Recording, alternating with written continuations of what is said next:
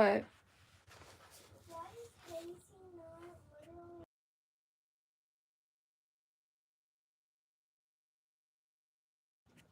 I don't know, buddy.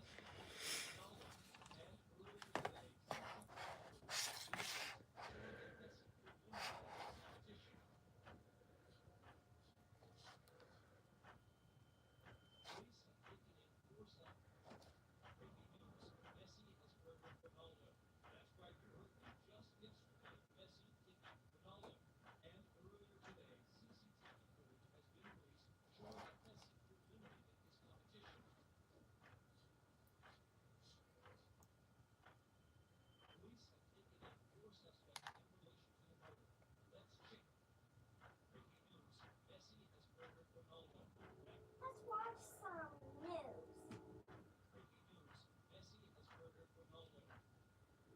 Did you hear that from the news? Messi just killed the goat, Ronaldo.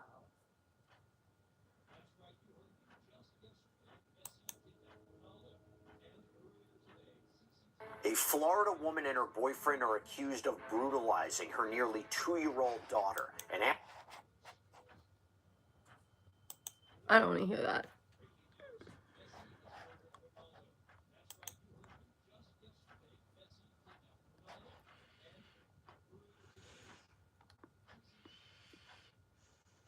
Wait, more? Mom, is there a Messi mask? Is there a Messi mask? You know, the football player? Because somebody got Ronaldo and weared literally the Messi mask and the Messi shirt, and it's literally just oofed Ronaldo.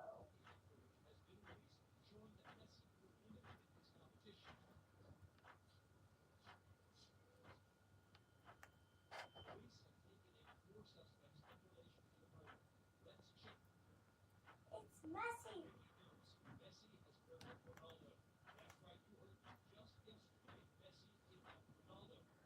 What's up, Dale? Did Messi kill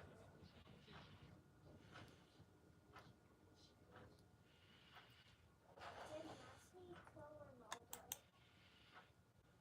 Lil Durk still remains in a federal detention center in Los Angeles since his arrest in October. Now, his defense team is hoping to have the case dismissed altogether, or at the bare minimum, at least be able to get their client out of federal lockup pending trial.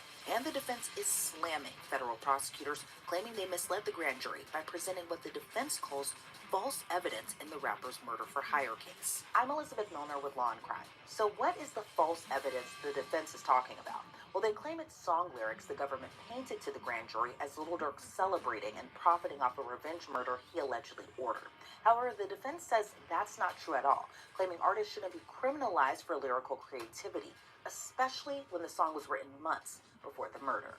Lil Durk faces multiple charges, including conspiracy, use of interstate facilities to commit murder for hire resulting in death, using, carrying, and discharging firearms and machine guns, and possession of such firearms in furtherance of a crime of violence resulting in death.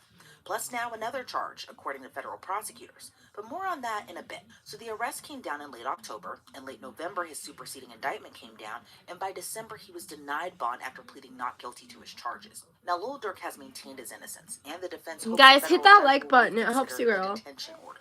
In an April motion to dismiss Durk's superseding indictment, the rapper's defense team says, quote, the government presented false evidence to the grand jury that indicted Mr. Banks on November 7, 2024. The plain language of the superseding indictment makes it apparent that the government told the grand jury that Mr. Banks, through specific lyrics in his music, celebrated and profited from a revenge murder, that of SR in August of 2022. That claim is demonstrably false. So as many rap fans already, prosecutors allege Lil Durk ordered a hit out on rapper Quando Rondo in retaliation for his alleged involvement in Lil Durk's close friend King Von's murder. Now, King Von was shot and killed in 2020 in Atlanta, Georgia. Prosecutors claim Lil Durk ordered a hit out on Quando. However, it was Quando's cousin that was killed in the ambush-style shooting in LA in 2022. And again, Lil Durk isn't accused of pulling the trigger or actually carrying out the murder. He's accused of orchestrating it. But either way, he still faces what could be a life sentence if He's convicted on these charges. Now, the defense claims when prosecutors brought the case to a grand jury, they relied on evidence from Lil Durk's Wonderful Wayne and Jackie Boy song. Look on the news and see your son, you screaming, no, no. And all the hanging with him, if you know, gang. So here's the thing. The defense claims the song was actually recorded by another artist, Babyface Ray, and Lil Durk was just a feature on the song. So he couldn't have commercialized off the alleged murder for hire of Quando Rondo's cousin. But the defense says the government painted it out that way to a grand jury. Plus, and likely the most important part, is that Lil Durk recorded those lyrics 7 months before Quando's cousin was killed. So Lil Durk recorded his portion in January of 2022. Quando Rondo and his cousin were shot at in August of that same year. But the defense says after the song was recorded back in January, Lil Durk no longer had involvement on the song. All other production on it was done by producers and other industry professionals. But there were no changes to lyrics made by Lil Durk, and all of this information was available to the government. So now the defense is pushing for the courts to dismiss the superseding indictment against Lil Durk. The defense wrote in their motion, quote, "The issue over timing of Mr. Banks' recording of the lyrical verse in question is not one of frivolous or inconsequential value. It is quite the opposite. The government's misrepresentation about the creation and meaning of Wonderful Wayne are the linchpin of the superseding indictment's theory of Mr. Banks' guilt. Indeed, the superseding indictment features it prominently. And according to the superseding indictment, federal prosecutors wrote, quote, "Following the attempted murder of TB and the murder of SR, defendant Banks sought to commercialize SR's death by rapping about his revenge on TB with music that explicitly references audio from a news clip taken shortly after SR's murder, where TB screamed no, no after seeing SR's dead body." Now, the defense wrote in response to that line, quote, "It is in fact the only material allegation that does not appear in the original indictment, which does not charge Mr. Banks, but appears in the superseding indictment, which does charge him." The defense argues the superseding indictment isn't sustainable against Lil Durk in the face of fundamental factual error that the grand jury relied on. And What's the up, defense wants a Aditi? dismissal of the indictment, writing, quote, "A prosecutor who knowingly secures an indictment based upon false information or who allows a falsely obtained indictment to persist routes the grand jury from its central protective function. That is clearly what happened here. For the foregoing reasons, the court should dismiss the superseding indictment against Mr. Banks. In the alternative, the court should compel disclosure of the relevant underlying grand jury proceedings." Durk's family also released a statement echoing the defense's motion, writing, "The recent developments in Durk's legal case have brought a harsh truth to light.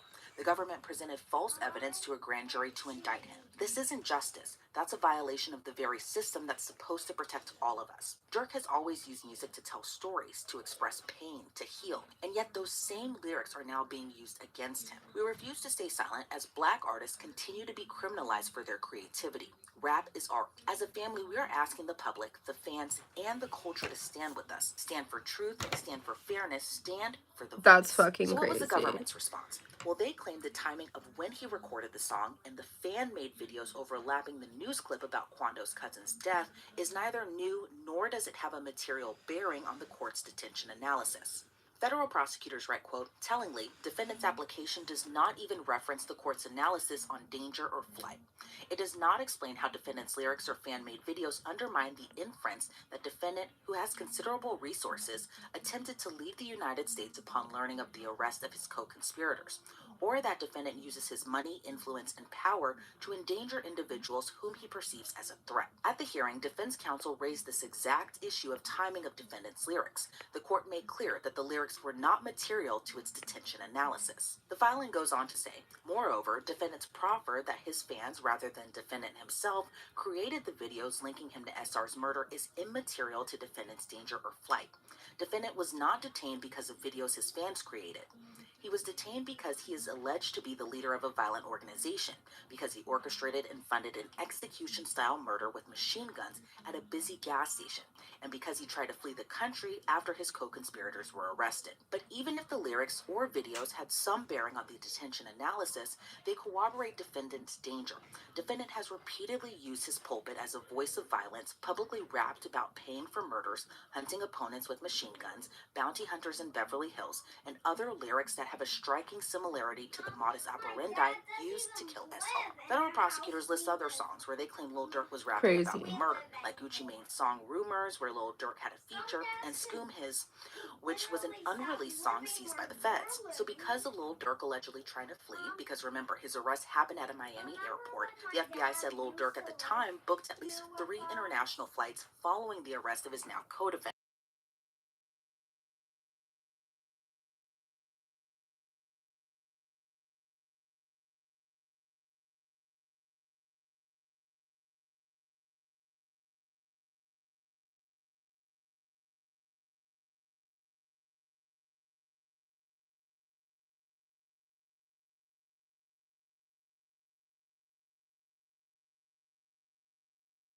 Arising from the August What's up, Michael? What's up, murder of Blue? SR, including an additional charge of stalking resulting in death. In the court filing, prosecutors write, quote, defendant Banks has presented a false narrative that he is being prosecuted and detained because of his violent lyrics. This claim is and has always been baseless. Prosecutors say the second superseding indictment contains no allegations about defendant's lyrics. Instead, it contains significant allegations that show Durk's alleged role in the execution-style murder of Quando's cousin. So with the second superseding indictment coming down, quite frankly, it's just not looking too good. But it'll be up to a judge to decide. Durk has a court hearing set for next week. This Lil Durk case has so many layers. The defense claims it's the lyrics that helped get Lil Durk indicted. Federal prosecutors say it was Lil Durk's alleged actions, that being the reason. So let's bring on now a great guest, and that's civil rights and trial attorney Adante Pointer. Adante, great to have you on. What's your reaction to the defense and even Lil Durk's family claiming that his lyrics are being used against him? How are you guys? Well, this is a common refrain, or I should say response, to these type of allegations when artists, be it a rapper or be it whoever, their artwork is being used against them to say they engaged in criminal conduct. We do have freedom of speech in this country, although there are some limits to it, and anything you say can and will be held against you in a court of law. And this is one of those cases that tees that up perfectly. And so prosecutors, they say that the lyrics were an issue that was brought up at his original detention hearing, and they have nothing to do with why the judge made that ruling to keep him locked up pending trial. And while the defense points specifically to his feature on Wonderful Wayne and Jackie Boy, the Fed seized another song that references riding through Beverly Hills with choppers, all this other stuff. What's your reaction to those specific songs being called out in the government's response? Well, the government is saying, look, these lyrics and your rap songs or rap verses are too eerily, coincidentally similar to what happened in real life. So is this a situation where art mirrors life, or is life mirroring art? The government is saying your art is mirroring your real life, which is a criminal life. Little Durk is simply saying, look, these are lyrics. It's art. If it so happens to generally fit something that really took place in life, that doesn't mean I'm the person or the culprit that did it. And this is going to be the tug of war, essentially the issue that'll be filed out throughout this case. And it's interesting that they point to specifically the Jackie Boy song, mainly because that was recorded 7 months before the murder even happened. What's your reaction to just that this song was recorded months prior to the murder, and yet it was specifically pointed out by federal prosecutors in their first superseding indictment? We'll talk about the second one in just a sec.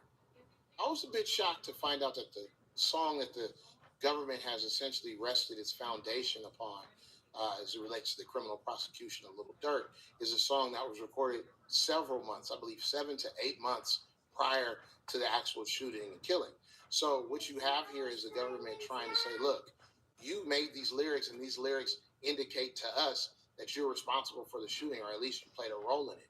But Little Durk is saying the song came out so far in advance of the actual shooting, I didn't have anything to do with that. It just so happens, once again, a coincidence that these lyrics generally fit what wound up taking place in the future.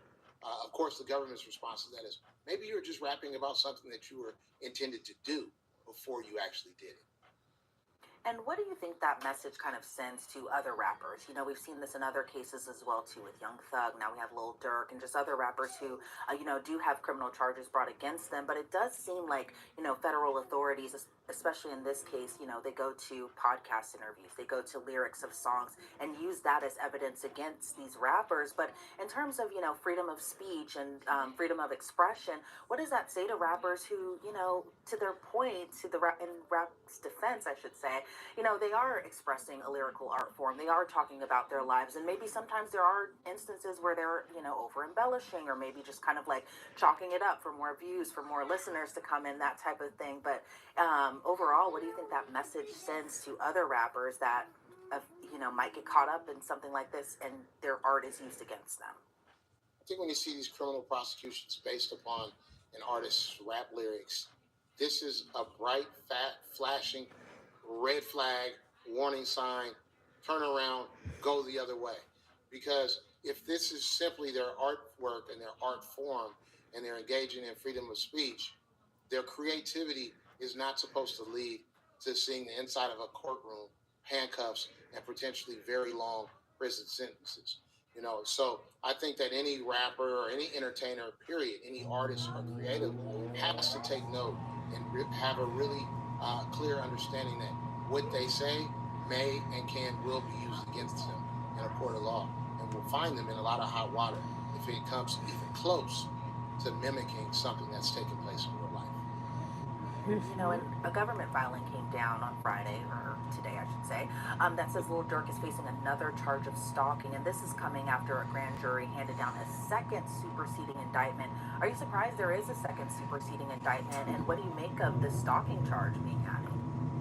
Well, you know, it is in some ways it's surprising to see yet another superseding indictment come down.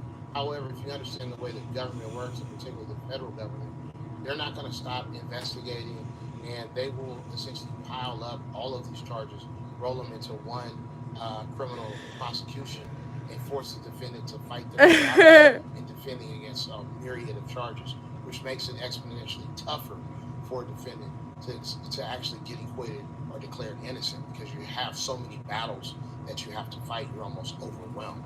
So while I'm sure Little Durk was disappointed to hear about it, the question is that really a weak allegation that's being added, or is it something that it really does have a solid evidentiary foundation, and therefore he has to be concerned as it adding to whatever his criminal prosecution or sentence may be? We've seen another federal cases, to your point, including, you know, Sean Diddy Combs, who have 3 superseding indictments, but now it seems like Lil Durk is almost there with now 2 superseding indictments. And the defense wrote in a court filing that the government provided a copy of the new indictment to undersigned counsel on today's date. In the second superseding indictment, the government has chosen to remove the allegations regarding Mr. Banks's lyrics previously included in the first superseding indictment, and remove any allegation regarding the payment of a bounty previously included in the first superseding indictment as well too. What do you make of the defense's response there? Well, I think the defense is doing its job. The defense is pointing out the way in which the indictments have changed, they've morphed over time, and typically what you would expect is more factual allegations, more evidence, the inclusion of additional crimes. Which you would not and do not expect is that the government, after the defense made an argument about that song predating the alleged criminal conduct, now, you know, coincidentally or intentionally, I would say it's purposeful, What? the government now deleted or removed those allegations from the indictment. So that actually, to me, is a point scored, if you will, for Little Durk, and a point taken away, if you will, from the government. Because, yeah, it seems like at first they were doubling down, but now it seems like they're kind of reversing course and just taking it out altogether. In your opinion, do you think the judge will reconsider the detention order, and do you think it's possible at this stage with Lil Durk that he can actually get bail possibly? I think the judge will take this into consideration, and I'd be surprised if Little Durk's counsel don't make another run at getting the bail reconsidered by the judge. This is certainly could be considered new evidence that the judge did not initially have to consider, especially when you're dealing with bail. The judge is looking at the allegations in the indictment, and if those allegations change or the evidentiary underpinnings of those allegations become weak or tenuous, then it's incumbent upon the judge to reevaluate whether or not this is a person, i.e. Little Durk, can be monitored and supervised outside of being placed in a jail cell while he's fighting his case. So I think this could potentially be a game changer for Little Dirk. Now, prosecutors, on the other hand, they say that Lil Durk is a danger and a risk of flight. Now, the FBI said that he had booked 3 different flights in 3 different countries. Once he knew his co-conspirators were arrested, and Lil Durk was arrested back in October, was arrested at a Miami airport. In terms of just risk or even risk of flight, do you think that the prosecution has a strong argument there? Well, there's much ado made about these multiple flights that he had. I've seen it reported that, Little Durk had these different flights because he was trying to figure out how to get to his destination the most efficient. Now, we don't know if that's true or not, but that was his claim. And I think anytime you're dealing with a high net worth individual, there is that a heightened risk that they can use their resources and their networks to flee the long arm of the law. However, for someone who's famous as he is, he's not someone like a Kanye or a Diddy that's, everyone kind of knows on sight. But I would think it would be pretty easy to keep tabs on someone such as Little Durk. So I think the government and the feds in particular, if they're inclined to want to allow him to be free while he fights this case, they certainly can come up with some accommodations where they can keep a tab on him pretty easily. Yeah, and I think the defense was even offering up like a $3 million bail package. So it seems like from the defense's angle that they really just kind of want their client to at least be able to fight his case from the outside. So we'll kind of see what happens. But in your opinion, they're on the court's calendar, it's possible that Lil Durk will go on trial later this fall in October. But in your opinion, do you think federal prosecutors do actually have enough to convict Lil Durk? Now, they claim that they have phone records, credit card information, financial records, that he allegedly paid the killers. What are your thoughts on just kind of the evidence the prosecution says that they have? Well, the prosecution has certainly painted a strong case and a picture that seems to firmly place Little Durk in the center of the shooting. However, hang on. There are many examples of Slap your case whole falling ass. apart on its way to trial. Guys, I'm gonna restart, okay? Because you guys aren't commenting, so I'm gonna restart. Come to the new one.